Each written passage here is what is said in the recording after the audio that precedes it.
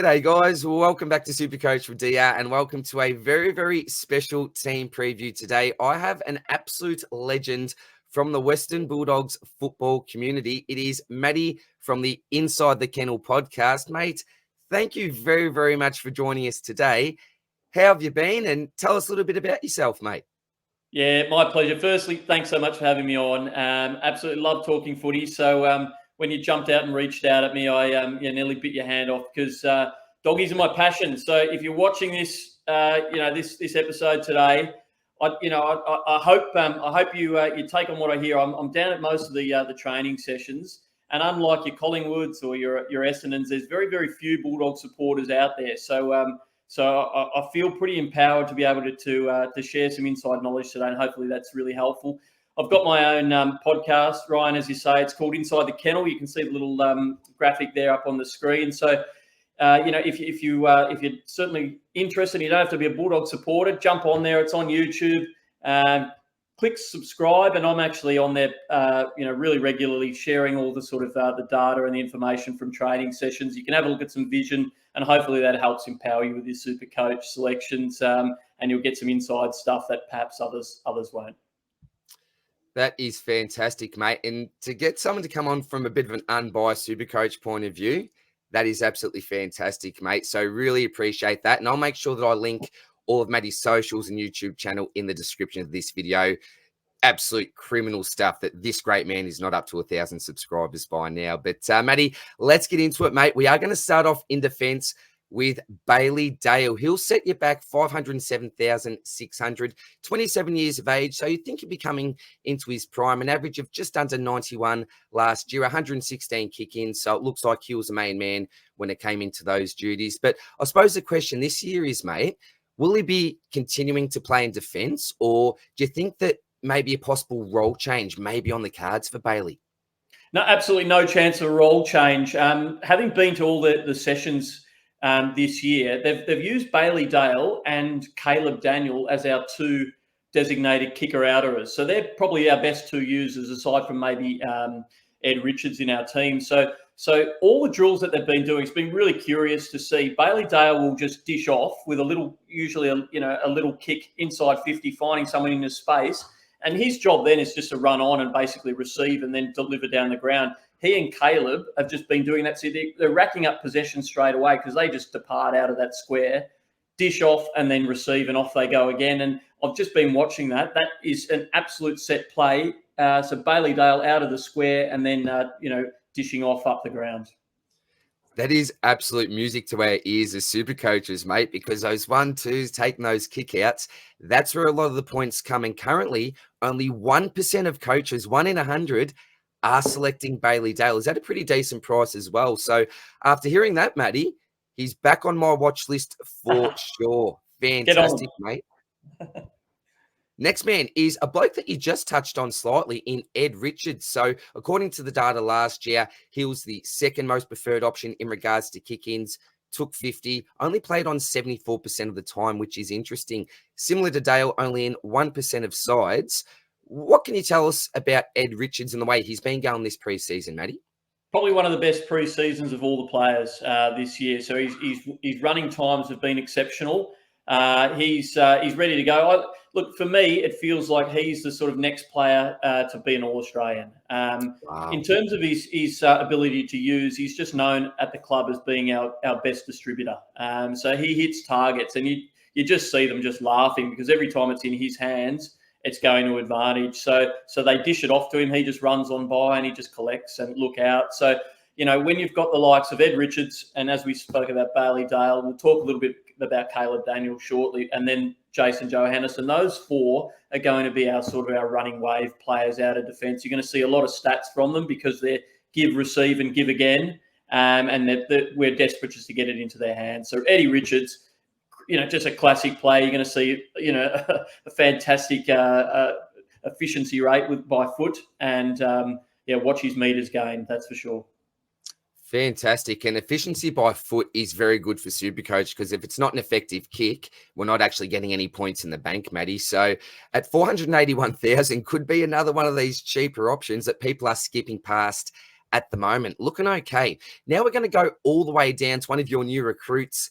He came across from St Kilda, and it's Nick Coffield, 22 years of age, but just hasn't been able to play any football due to his durability and injuries that he's obviously copped in the last couple of years, mate. But we know there's a top-end pick.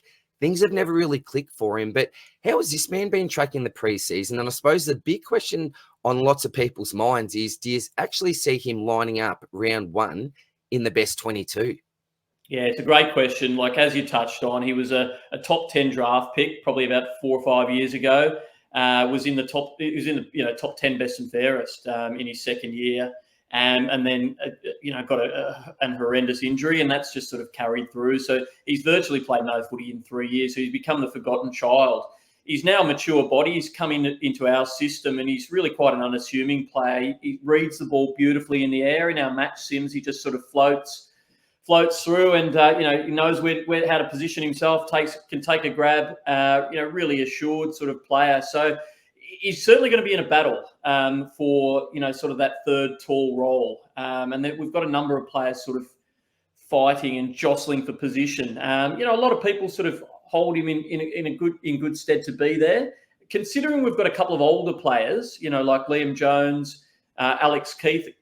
Great players, but they're on the wrong side of 30, so they're likely to possibly be in and out of the side potentially with fatigue or injury as the year goes. And I think Nick Coffield was probably our fourth best tall defender. I think O'Donnell's our other one who's probably ahead, and Gardner is probably on par with Nick Coffield. So of those 5 defenders I mentioned, 3 of them are going to get the nod. Whether it's Nick or not, I'm not 100% sure on that. I would say he's probably fourth in the pecking order at the moment. Great info and very interesting, because if you look at his ownership, unlike the other 2 players you just talked about, over half the competition, 55%, have just locked him in on their bench, but maybe he's not the absolute lock that some people are thinking at this stage. Fantastic, mate. Now we're getting into the big boys, the big dogs in the midfield. Now, I'm obviously a Brisbane Lions man myself, but I tell you what, if you ask me who's my favourite player in the comp that's a non-Lions player, the answer is this man, Marcus Bontempelli. Love what he does. You may be a little bit spilling with the Lions with my man Lockie Neal last year, and I'm actually with you, mate, because the Bonts deserve that medal, in my opinion anyway. A fantastic player, right in his prime, 28 years of age. He is actually the most expensive player that we can select in the game this year, Matty, but I think it is for good reason.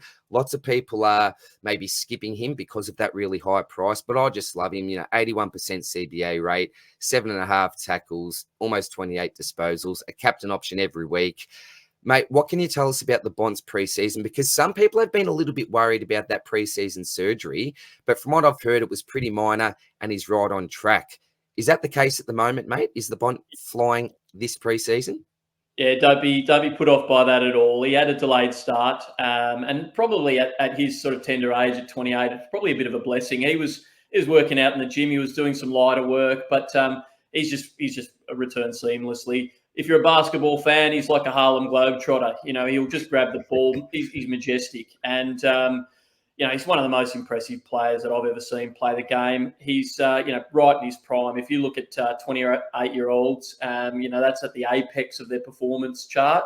I expect Bond to pretty much produce what he did last year, if not a higher level.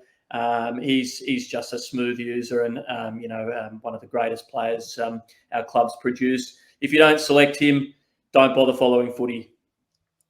There you go. I'm with you, Matty. I'm with you. You heard it from Matty, the man that knows this man best.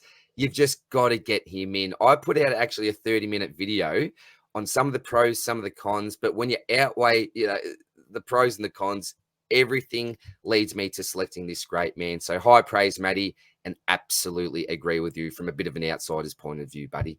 Beautiful. The next man is Tom Liberatore. So if you look at that age, he's 3 years older than the Bonds.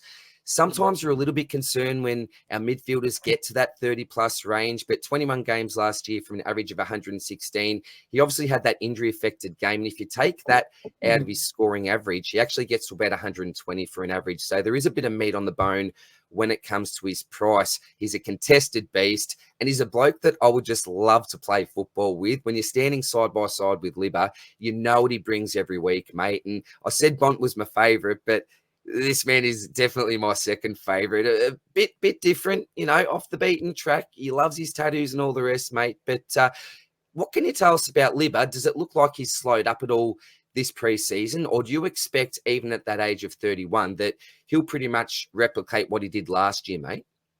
Yeah, look, yesterday he was actually named vice captain of the club, so a huge honour for him.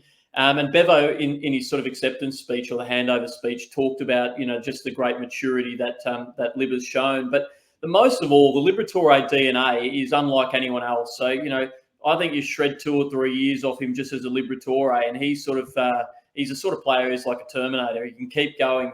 You look at his dad. His dad actually returned after a total knee reconstruction 10 weeks later and played. Wow. And this was in 1990 after his Brownlow medal. So they've got something in them. His uncle is a champion wrestler.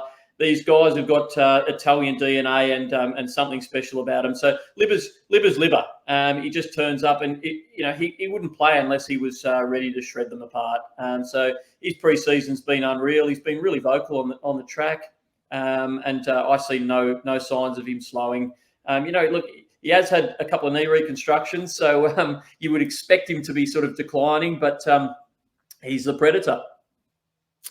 I love that. The predator. That is like the ultimate way to describe this man. And he's the sort of bloke that can just rack him up. And the contested style of play is really good for SuperCoach because you get more for those contested possessions. So he's pretty much built for the game, just like your Bont, who we just talked about.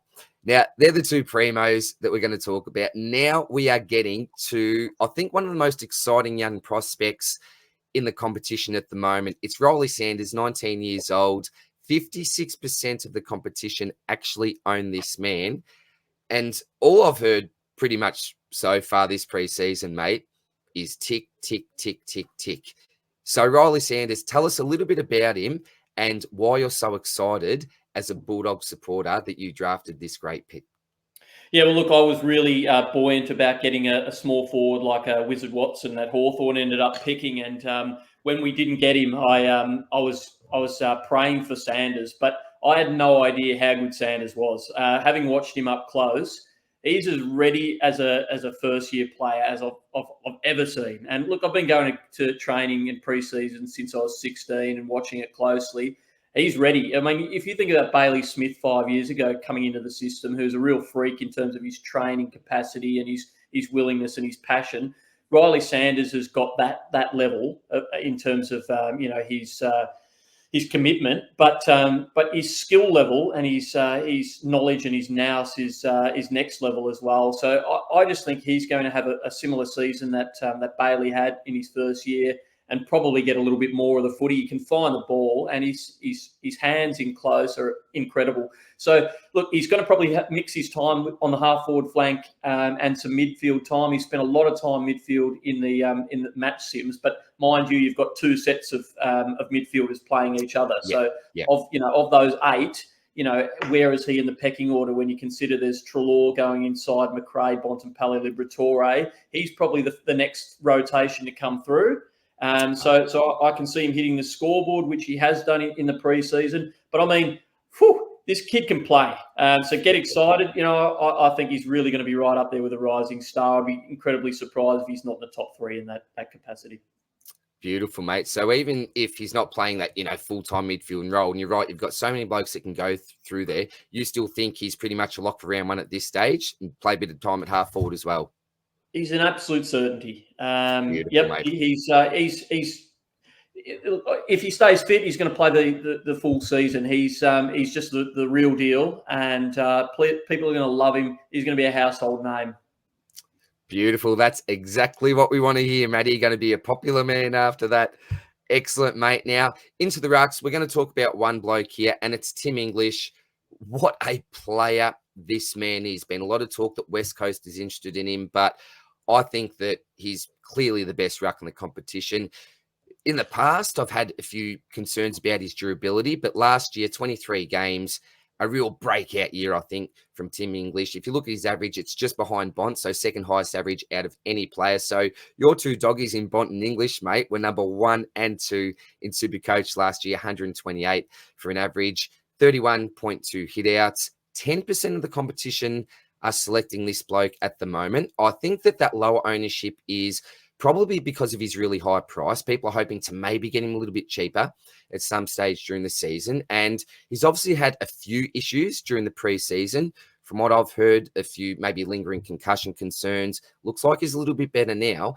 And the other question, mate, is that ruck time. Is he going to share it a little bit more with Lobb? Because if I think back to the last game of the season, I think it seemed to work pretty well from my perspective anyway, sharing that and getting Lobb a little bit more involved in the centre.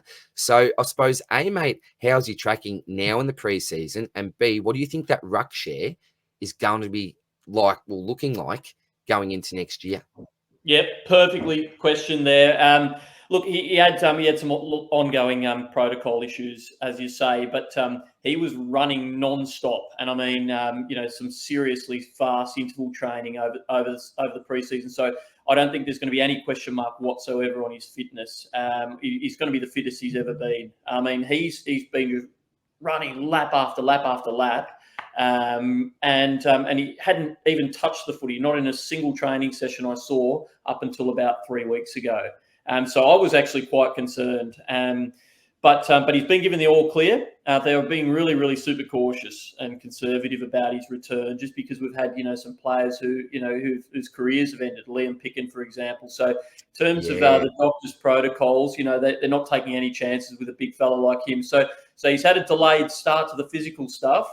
But just in terms of his fitness, there's absolutely no question on that. And he's bulked up as well. So, to talk about, sort of his early days, he was probably pushed off the ball a little bit like your Grundys or your bigger sort of monster rucks, your Gorn types. But he's matured now into an absolute beast. And, he's almost square. His shoulders are, just broad and magnificent. So I think, those days are behind him. In terms of him sharing the ruck, I've got no doubt that towards the end of the season, he started to fatigue. His last 3 games, without having the stats in front of me, probably, were on a downward trajectory. And that was, probably because he shouldered an absolute enormous ruck load during the year. So I've no doubt that, with a new coaching staff coming through in the review, that they'll be looking to sort of give Tim a little bit more chop-out time. Now, he's a dangerous forward. So, if he does rest and we've got a bit more faith in your likes of your Rory Lobbs, then, Tim can just drift forward and, he's not out of the game. He can, he's an incredible mark. He's a beautiful kick for goal as well. So he can just be resting and be dangerous. So, to answer your question, Rory Lobb's going to play more ruck time this year.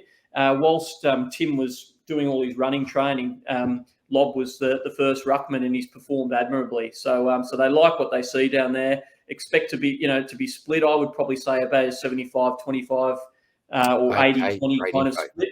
Yeah, or an 80-20 split, something like that, with 10% of Tim's time being up forward, and then a good 10% on the bench from there. So I think Tim's going to have a great season, and fingers crossed we also get some value out of Lobb. Excellent, mate. And I think, given the fact that he's been running so much, hopefully that time on ground could actually rise. And as you said, instead of maybe going on the bench, resting up forward and even creating a little bit of damage, we know what he's like. Geez, he's hard to defend when he's up there. So it could be a few positives to the pick, even though people may see it as a negative that he may be losing a little bit of ruck time. So love that, Matty. Beautiful summation. Thanks, mate. Now, the next bloke, he's a massive talking point at the moment, and it's Jack Macrae. So he's someone that's been absolute SuperCoach royalty for years and years and years. Normally a midfielder only, but this year, due to him spending a little bit more time forward last year, we can get him as a midfielder or a forward. So 29 years of age, getting towards that 30 mark, almost 3 figures for an average year, but not quite.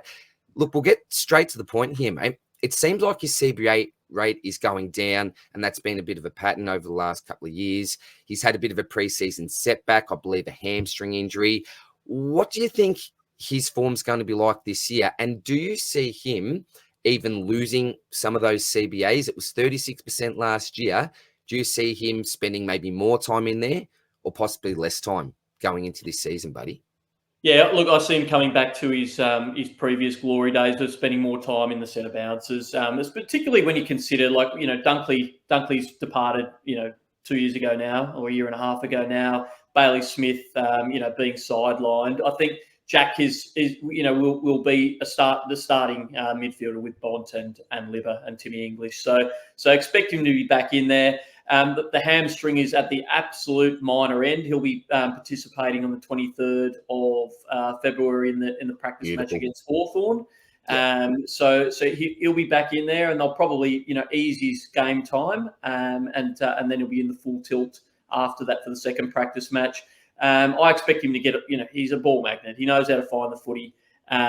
He was hampered by I think it was a hip injury last year, so we probably saw a bit of a decline based on him carrying an injury, and he's declared that he wasn't at his fittest point.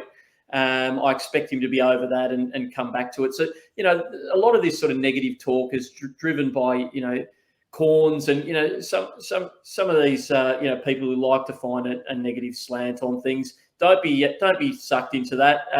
Jack Macrae is one of those sort of players who's evergreen, and I expect him to be certainly in the triple figures this year.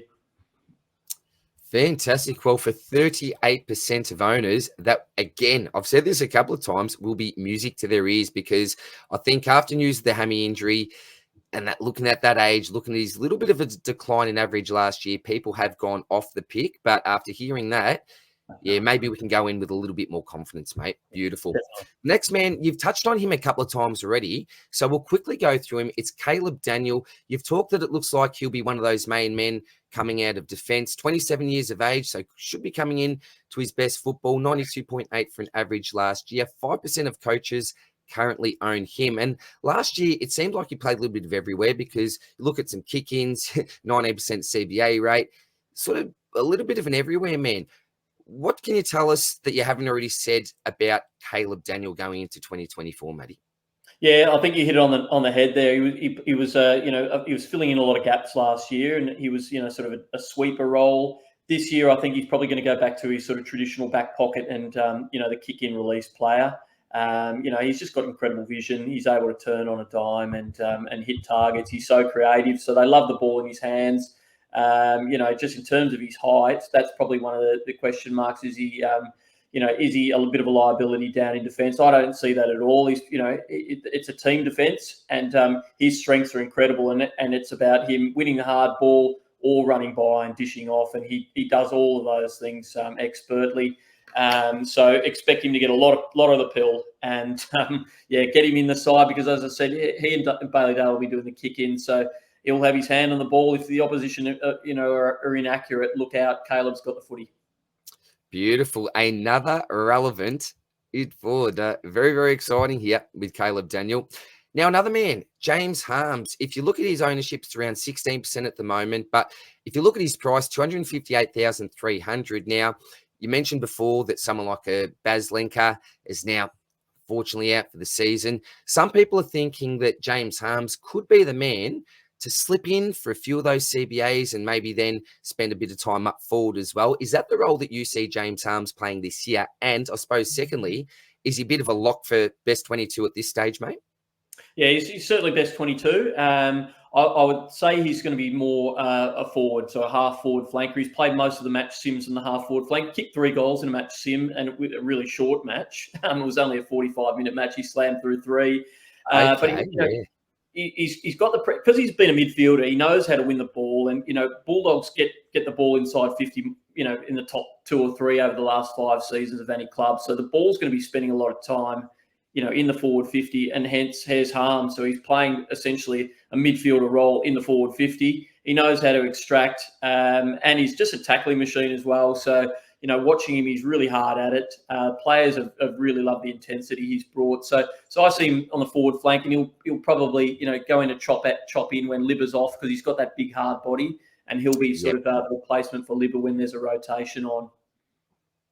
Beautiful, mate. Beautiful. So I think that at the current price, 260, looks to be a pretty solid pick at this stage. But hopefully, as SuperCoach owners want to see a little bit more time in the midfield if possible. Now, we are going to end with 2 blokes that are exactly the same price, 123,900. They're both forwards. The first one I'm going to look at is the father-son prodigy, Sam Darcy, 20 years of age, only 3 games last year for a 19.3 average, but I don't think we need to really look at that. We won't really take that into account. 22.7% of coaches have selected this bloke in their side. So I suppose a couple of questions to throw at you, mate.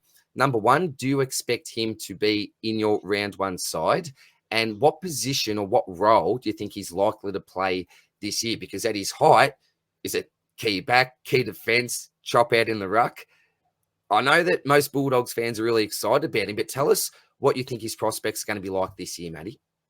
Yeah, it's I wouldn't want to be a selector at the Dogs because when you think we've got Norton and Jamari Ulehagen as our two absolute locks for the two key roles, then you've got to find a forward pocket who's going to be basically allowing Tim English to chop out in the ruck, and that historically has been a decision that Rory Lobb will be taking. Now, having watched Sam Darcy's development over the last couple of years, and this preseason in particular, he's absolutely ripped them apart. And I'm talking about ripping Liam Jones apart in some of the match sims. He takes the ball at the highest mark. He's impossible to match up on. He's so athletic. One query on his game, he came second last in the 2-kilometre time trial. So whether that sort of middle level endurance is an issue, that sort of kept him out of play in his first year, and then he's also hampered by injuries.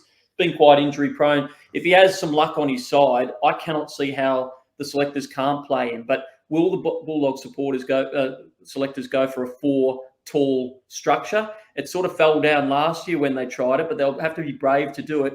I can't see how any of those 4 miss out. But how on earth is it played? Does it make our structure a liability? Long term, I can see Darcy being a fantastic full forward, but I would love to see him play as an intercepting marking defender. But again, there's a challenge there. So if one of our players goes down, like a Keith or a Gardner, and they need to rethink it, then I think Sam Darcy would be fantastic in that position. So Luke Beveridge, what are you going to do with him? I can't see him missing out, but how do you squeeze him in? Don't know. Well, that's the trouble here. When you got so many great prospects, there's only a certain number of spots, isn't there, mate? They all can't fit in. But in saying that, even as a rookie selection, we don't want all these guys starting the year because we need those blokes that we're going to downgrade to. So even if he doesn't start the year, certainly seems like he's a big, big chance and possibly even next in line if he doesn't make it, mate. Now, the last bloke we're going to finish off with is Buku Khamis. So from what I've heard, maybe behind someone like a Darcy, but you're the man that knows these blokes best. Last year, just the one game, 6 disposals, 3 contested possessions, 13% CBA rate, and I think he got a couple of hit-outs. But again, can't take a lot from that. Pretty similar to Darcy, mate. Really the same questions. What role do you think he's going to be playing this year, and where do you see him in the current pecking order? Yeah, they've switched him back into defence. He spent the entire preseason in defence. So though he's listed as a forward here, he's definitely in the defence side. Every season he seems to be the human pendulum. He's forward, he's back, he's forward, he's back. He's kicked 70 goals as an under 18. So he can find the goals, but he's got a beautiful sort of athletic profile, like an Easton Wood sort of type. He's he's got a beautiful leap. Some of his disposal at times been a big question, had a question mark over it. So that's probably kept him, a little bit out, and his aerobic capacities also has been questioned. So I know he's worked really hard on that. So he's certainly down the pecking order, but we know that he can play a role. So, I can see if one or two of the, sort of our third defenders like an O'Donnell, or a Coffield, have a bit of a downturn in form, or we play a tall team, then, Buku's a chance to sort of play as that third tall in defence. I can see him playing, 5 games, maybe 10 games this year. But he's certainly a really exciting prospect. I really love what he brings, but just the calibre of our list, I just think he's probably going to find it tricky. Excellent, mate. Excellent. Could not agree more. So really not as a starting pick, but maybe a downgrade later on the year. And, mate, that is it for this team preview. I cannot thank you enough, Matty, for coming on, because I know that you have an engagement coming up very, very soon in about half an hour. I would have loved to talk with you for the next 2, 3, 4 hours, 24 hours, get the coffee sort of thing, mate, because your knowledge has just been fantastic. But thank you again so much. Before we let you go, mate, tell us a little bit about what you've got coming up content-wise and give any of your socials a shout-out, mate. Yeah, absolutely. Thanks so much. I've loved being on. So I hope the viewers have enjoyed hearing some of my insights.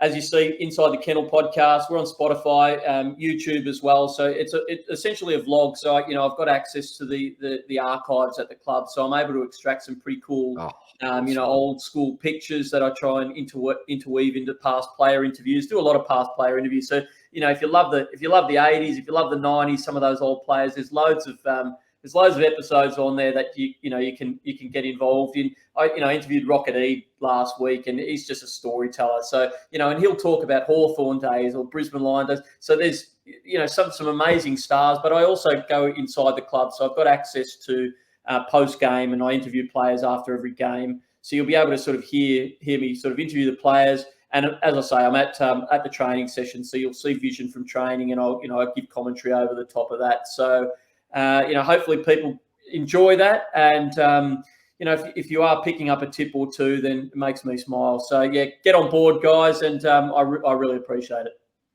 No, mate, thank you for all the great work you've done. Even as a non-dog supporter myself, I'll be tuning into every episode that you put out. So thank you very much again, Lenjard, for coming on. Good luck with your upcoming podcast. I'm really excited about the guests that you're getting on. I won't spoil it because you need to head to the Inside the Kennel YouTube channel. Make sure you check out their podcast on Spotify as well for all the good juice on anything going down at the Whitten Oval. So thanks again for watching, guys. Much appreciated. And stay tuned for the next team preview. Good on you, Matty. See you next time, mate. Ryan. Thanks, guys. Cheers, bud.